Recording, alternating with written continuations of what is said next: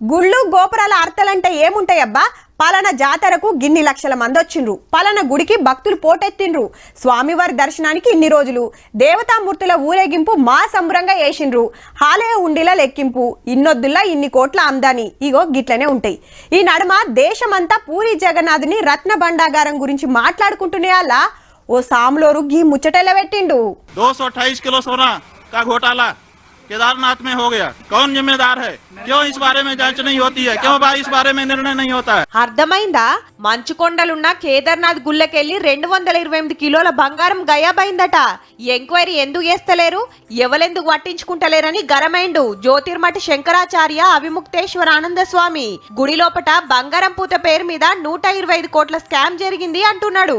ఎన్ని మాటల మొత్తుకున్నా ఎందుకిట్లా లాపరవ వేస్తురని కోపానికొచ్చిండు. కేదార్నాథ్ అంటే ఉత్తరాఖండ్ రాష్ట్రంలో ఉండే శివుని గుడి.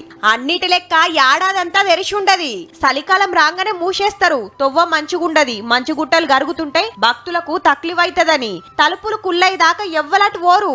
భక్తులు ఎంతో పాయిరంగా గొలుసుకునే గుడిలా 228 కిలోల బంగారం పోయిందంటే మామూలు ముచ్చట్నా? ఈ లొల్లిట్లా నడుస్తుండగానే ఢిల్లీలో సుతా సేమ్ గిసొంటి గుడే కట్టాలని డిసైడ్ చేస్తే అట్లెట్లా కడతారు, రాజకీయాలు చేస్తురని స్వామీజీలు అయ్యవార్లు నిరసనలకు దిగిండ్రు. ఎంతో పేరున్న కేదార్నాథ్ గుళ్ళకెళ్ళి ఏ కాకి బంగారం ఎత్తుకోబోయిందో మరి.